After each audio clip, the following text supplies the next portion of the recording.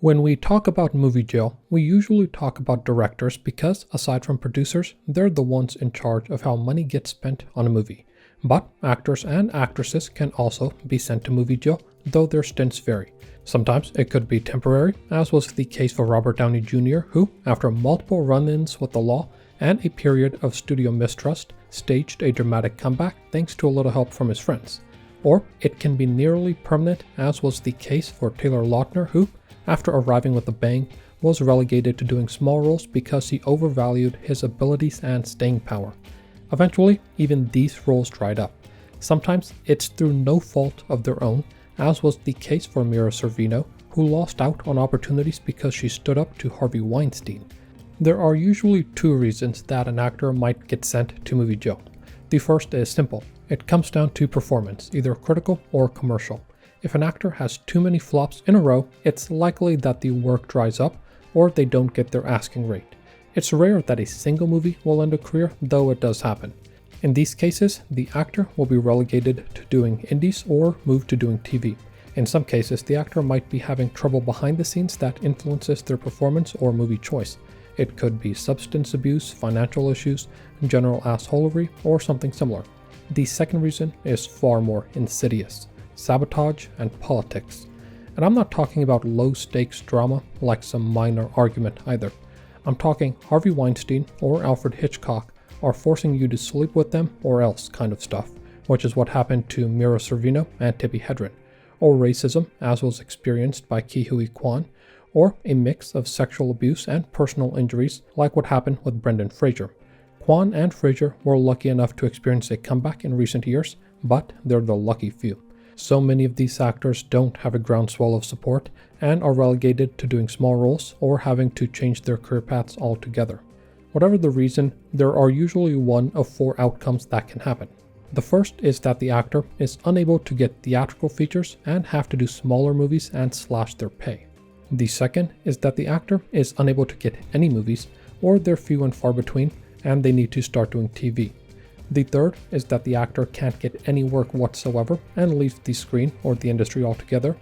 And the fourth is that the actor, after being in a rut for so long, is able to stage some sort of comeback. Thankfully, outcome 3 is rare. Usually actors will retire of their own volition and not because things got so bad they couldn't get any work at all. Still, virtually every actor is an ambitious animal. You need to be in order to make it in Hollywood. Even the first two options, while they don't sound bad to us on the outside looking in, would be devastating to the person in that position. Outcome 4, the resurgence, is also more common than we think, even though the actor might not be as big as they want to be or were. But that's better than staying in the rut. For this video, I want to focus on two of the more common outcomes. The first is actors who hit a snag and saw their film careers fade away into the ether. They got into movie jail and it ended up being where they stayed. Maybe they still have some indies here and there, or maybe they found some success in TV, but for the most part, the silver screen, as we think of it, was blocked off to them. The second is actors that, for whatever reason, had a long stint in movie jail. Maybe there were some behind-the-scenes things going on that were their fault or not, but for whatever reason, mainstream Hollywood refused to hire them. But, like a phoenix rising from the ashes, these actors were able to stage a proper comeback. Basically, their own story became a Hollywood story. Now, in a lot of cases, things just don't work out. Maybe the actor in question had a string of bad luck, maybe they had some personal issues that were going on, or something similar. Taylor Lautner might be the canonical example of someone for whom things just didn't pan out. 2008's Twilight helped kick the careers of Lautner, Kristen Stewart, and Robert Pattinson into overdrive, but whereas the other two have carved out a niche for themselves in Hollywood, Lautner did not have the same luck. As quickly as his career got rolling, it fizzled out. It took an impressive 3 years for things to come crashing down. 2011's Abduction was the main culprit here. It was the first post-Twilight film that he headlined, and while it did okay commercially, the consensus was that it was a bad film and that Lautner wasn't a particularly good actor and certainly not worth the $7.5 million that he got for the movie. That said, the guy was 19 at the time, and there's something to be said for cutting him some slack.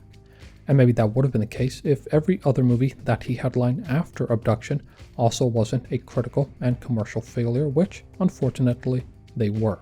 As the movie roles dried up, he moved to TV, but eventually those roles dried up as well. He's had only one movie, 2022's Home Team, in the last 6 years, and doesn't seem to have any roles lined up. Sad to say, but Taylor Lautner's career might be at a genuine end. Taylor Kitsch had a moment in the early 2010s, and things in Hollywood were looking up for him.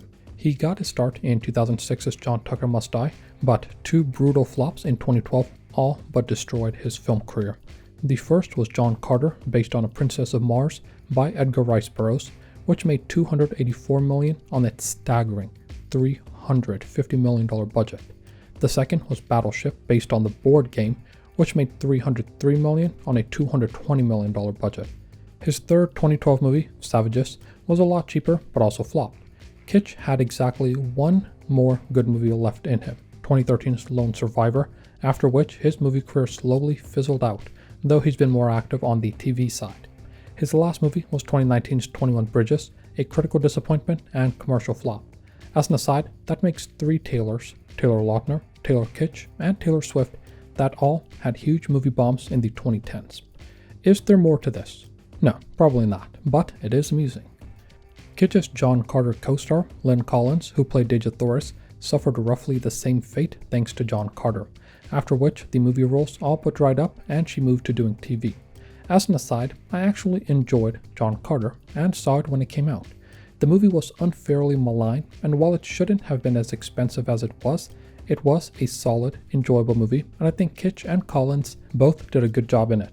It's been reappraised positively in the decade plus since its release, as it deserves. Charlie Hunnam was a bit like Taylor Kitsch. He found stardom with Sons of Anarchy and was on the up and up in film. Pacific Rim was one of the funnest movies of the 2010s, while Crimson Peak, despite performing poorly at the box office, got solid reviews. But then came 2017's King Arthur, Legend of the Sword, a $175 million boondoggle that grossed less than $150 million and got pretty bad reviews. Worse, Hunnam was the titular King Arthur. The movie single-handedly collapsed his career. He worked himself like a maniac, landing 5 roles in 2019. All except one, The Gentleman, flopped. Last Look, which he filmed in 2019, was released to a whimper in 2022, and while he was in 2023's Rebel Moon Part 1, streaming isn't exactly the same as theatrical. It doesn't help that the movie was also savaged by critics. Hunnam doesn't seem to have any roles lined up, but he's still in his mid-40s, so he's got time to turn things around. Whether or not he will is the question. As a fan of Suits since it first started, it pains me to say that Gabriel Macht has been in movie jail for a long time. 2008's The Spirit, based on the Eisner comic strip, was supposed to be his big leading man break, but it ended up being his undoing. Directed by Frank Miller, the $60 million movie made less than $40 million and was destroyed by critics. Miller had doubted his ability to adapt The Spirit, and he should have listened to those doubts. The movie put Miller in movie jail until Sin City: A Dame to Kill For in 2014. That movie also bombed, and Miller's been in movie jail for directors since. Macht had a few more film releases left in him, but by 2013, that well ran dry. Thankfully, he enjoyed a nice long run on the TV side with Suits, which, as far as consolation prizes go, isn't bad.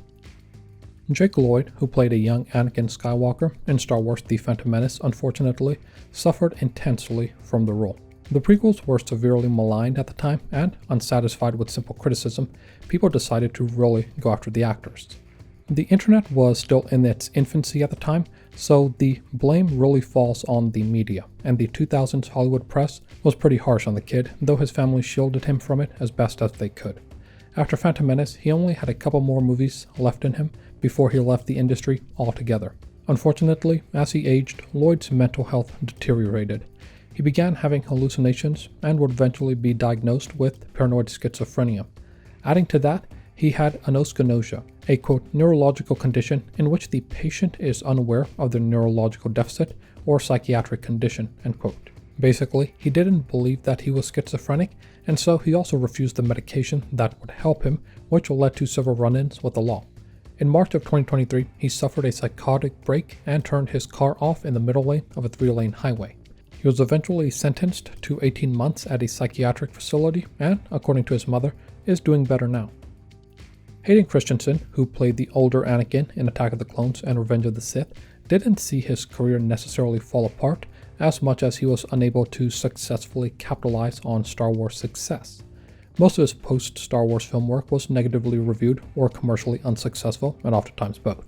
2008's Jumper might have been the nail in the coffin, though it's surprising that it was. It made $225 million on an $80 million budget, which means that it crossed the 2.5 times threshold generally needed to deduce that a movie was profitable, but it was savaged by critics. Maybe he could have bounced back, but no other movie he did after Jumper made money at the box office, despite their budgets getting smaller and smaller. The last movie he did was 2019's The Last Man, after which he's had no more movies.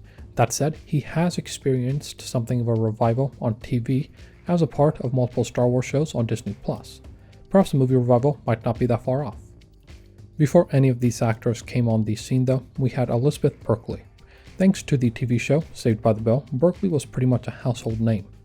I want to pause here for a quick minute to mention that while TV's esteem has gone through the roof thanks to shows like Game of Thrones, Breaking Bad, True Detective, Succession, and Shogun, it used to be the case that TV played second fiddle to movies. Actors didn't try to balance the two.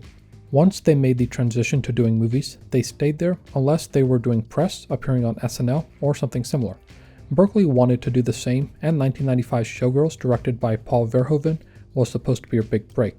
Unfortunately, the only thing the movie ended up breaking was her career. The movie flopped at the box office and got negative reviews, and the impact on her career was significant. Virtually all of her subsequent films either flopped at the box office or got negative reviews, and by 2009 she was out of movies altogether. The TV side wasn't much kinder. All she was able to get were one-off episodes here and there. Her most significant role since Showgirls was probably the 2020 Saved by the Bell revival, which was cancelled after a season. Since then, she hasn't had anything else. But Berkley was hardly the only person in the original Saved by the Bell cast whose career didn't quite pan out like they hoped. Mark Paul Gosselaar, Mario Lopez, and Tiffany Thiessen all had some film credits and TV credits, but would eventually stop getting big screen roles. Most of them would stick with TV. Megan Fox is somewhere in between making a comeback and remaining in movie jail, and the scale could tip in any direction right now. She rose to fame with Transformers and Transformers Revenge of the Fallen, but comparing director Michael Bay to Hitler got producer Steven Spielberg to get Bay to fire her. For what it's worth, Bay himself didn't seem to care as much, and even produced the Teenage Mutant Ninja Turtle movies that she was in. But pissing off Steven Spielberg is a good way to get a lot of people to not want to work with you, and that's what ended up happening. It didn't help that movies like Jonah Hex and Teenage Mutant Ninja Turtles Out of the Shadows performed poorly with critics and at the box office. Some movies, like 2009's Jennifer's Body, have been positively reappraised in the time-since release, but by 2019, Fox wasn't getting the roles that she wanted, and the movies sometimes wouldn't even break six figures at the box office. Things have started to change recently though. Her most notable role since TMNT 2 was 2023's The Expendables 4, though it was a flop. She's in the upcoming Subservience, but only time will tell if this is a comeback or a flash in the pan. One of the more depressing stories of getting shut out of Hollywood is the case of Mira Sorvino. A Harvard graduate, Sorvino won an Academy Award for Best Supporting Actress for playing Linda Ash in 1995's Mighty Aphrodite. Unfortunately, the man that ran the campaign was Harvey Weinstein, who, in addition to being a scumbag, had an orc modeled after him in Return of the King. Weinstein, who sexually assaulted or abused many women, tried coming on to Sorvino, who rejected him multiple times. Then, in 1997, she threatened to walk off a movie that Weinstein was producing, Mimic, which was Guillermo del Toro's first American movie. The Weinstein brothers bullied and berated del Toro and tried to fire him from the movie until Sorvino threatened to walk unless they brought him back. Eventually they relented, but it was a bad experience for everyone involved.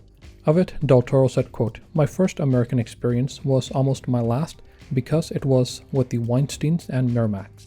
I've got to tell you, two horrible things happened in the late 90s. My father was kidnapped and I worked with the Weinsteins. I know which one was worse. The kidnapping made more sense. I knew what they wanted," end quote. This incident, coupled with the rejections, led to Weinstein effectively blackballing Sorvino, saying she was difficult to work with. For a long time, Sorvino only thought that she was blackballed until Peter Jackson all but confirmed it, saying, quote, "I recall Miramax telling us that they were a nightmare to work with and we should avoid them at all costs. At the time, we had no reason to question what these guys were telling us. But in hindsight, I realized that this was very likely the Miramax smear campaign in full swing. I now suspect we were fed false information about both of these talented women, end quote. The they in question were Ashley Judd and Mira Sorvino, both of whom were considered for roles in The Lord of the Rings, and both of whom had their careers derailed by Weinstein. Terry Zwigoff, who directed Bad Santa, seemingly corroborated the same, saying, quote, I was interested in casting Mira Sorvino in Bad Santa, but every time I mentioned her over the phone to the Weinsteins, I'd hear a click.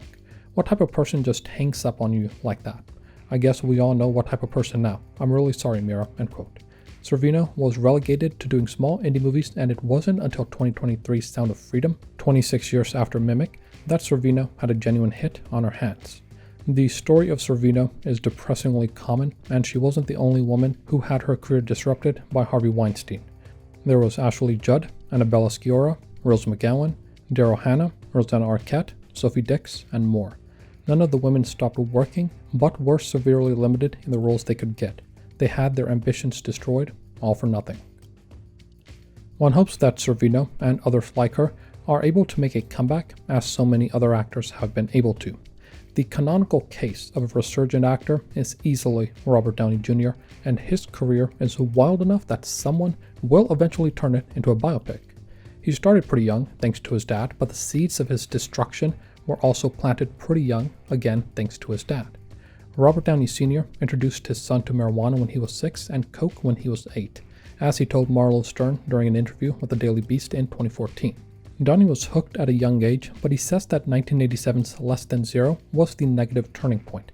Of it, he said, quote, until that movie, I took my drugs after work and on the weekends.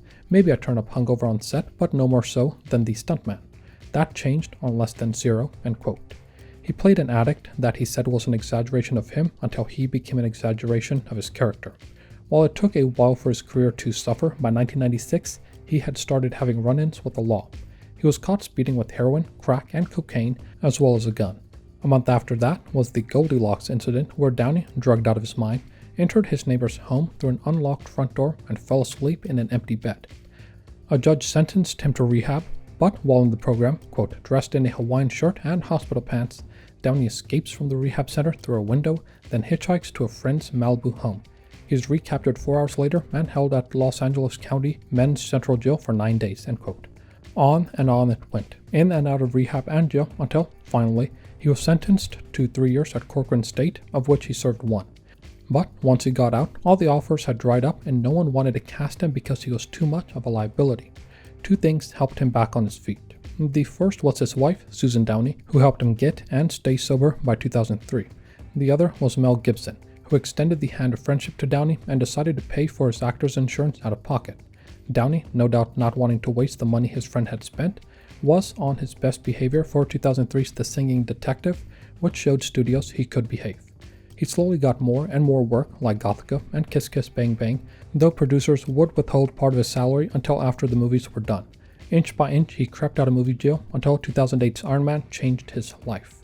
Another director, Jon Favreau, went to bat on his behalf, and it turned out to be the right choice.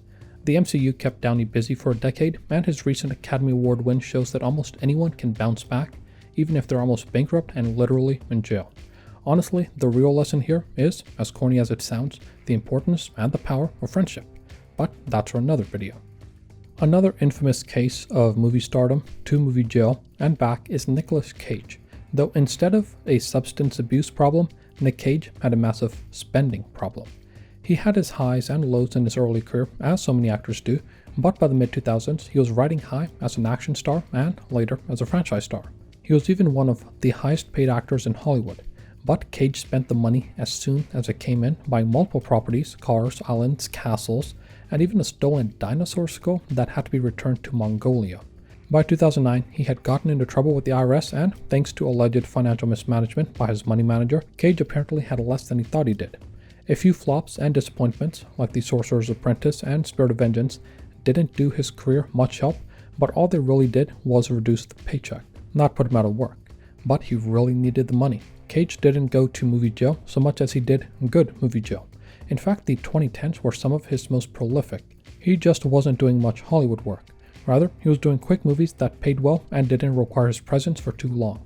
That's not to say that there weren't some gems mixed in there, like 2018's Mandy, Spider-Man Into the Spider-Verse, 2021's Pig, and 2023's The Unbearable Weight of Massive Talent. He's seen more of a resurgence as of late, but has yet to find his Iron Man. Ke Huy Quan is one of those actors who should have had a lot more roles than he did, but because of forces outside his control, he had to leave acting for a long time before roaring back. He got his start on Indiana Jones and the Temple of Doom, which he followed up with The Goonies. Based on that alone, he should have had Hollywood backing up trucks full of cash to his house. Unfortunately, there really weren't many roles for an Asian actor at the time, unless he wanted to play a Viet Cong soldier in some war flick. Slowly, the roles dried up until, by 2002, he couldn't get any more. But Quan wanted to stay in the industry, so instead of giving up altogether, he moved behind the scenes, becoming a fight choreographer and assistant director. It took 20 long years for someone to finally take a chance on him. After a small role in 2021's Finding Ohana, he took center stage in 2022's Everything Everywhere All at Once. Not only was it a roaring comeback, it won him the Academy Award for Best Supporting Actor. All that work and sticking with it paid off for Quan, and considering what a genuinely good guy he seems to be, one would be hard-pressed to find someone more deserving. But someone equally deserving of that treatment was Brendan Fraser. I admit that I have some nostalgia for him. I really started going to the movie theaters a lot in 2008, and that just happened to be the year I saw Journey to the Center of the Earth and The Mummy: Tomb of the Dragon Emperor. The Mummy Trilogy Blu-ray set is also one of the first Blu-rays I ever bought, so again, nostalgia. But beyond nostalgia, Brendan Fraser is a solid actor. He and Quan were both in 1992's Encino Man, though it was School Ties that same year that he was able to show off his dramatic chops. He even beat out other actors like Ben Affleck and Matt Damon for the lead role. Fraser would be consistently in demand throughout the 90s, which led to the wildly successful The Mummy. Unfortunately, The Mummy was something of a double-edged sword, as it, and action movies similar to it, took a toll on his health, leading to several surgeries. In 2003, Fraser was sexually assaulted by Philip Burke, the then president of the Hollywood Foreign Press Association, which used to be the organization that put on the Golden Globes.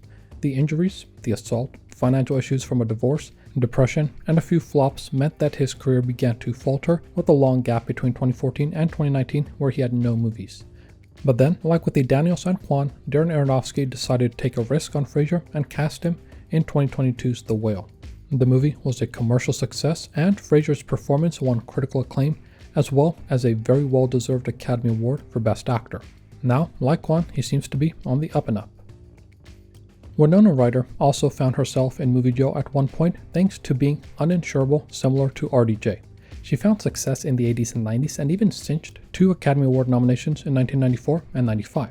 But in 2001, she was arrested for stealing more than $5,000 worth of stuff from a Saks Fifth Avenue. She would eventually be convicted of grand theft and was, quote, sentenced to 3 years of probation, 480 hours of community service, $3,700 in fines, and $6,355 in restitution to the Saks Fifth Avenue store, and ordered to attend psychological counseling and drug counseling, end quote.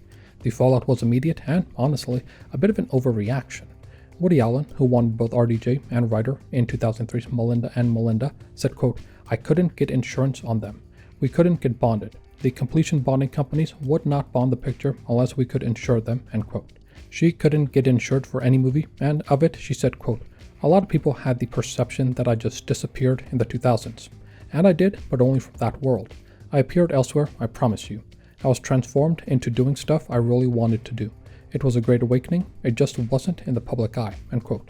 She would eventually start working her way back up, mostly doing indie movies until Stranger Things facilitated a career resuscitation. That said, she's still mostly sticking with indies on the film side. There are countless examples of actors that are either in movie jail or that had a career resurgence, and these barely scratched the surface. While few of them stopped working entirely, these setbacks were nonetheless daunting and, I assume, scary for them in the moment. A lot of actors currently in movie jail are young enough that they could stage a comeback, but only time and their choice in roles will tell. With the advent of streaming, actors can at least rest easy that there are, in general, a lot more productions going on. Whether or not it's the kind of production that they're ambitious for, though, is the question. And whether or not that production takes them out of movie jail is the even bigger question.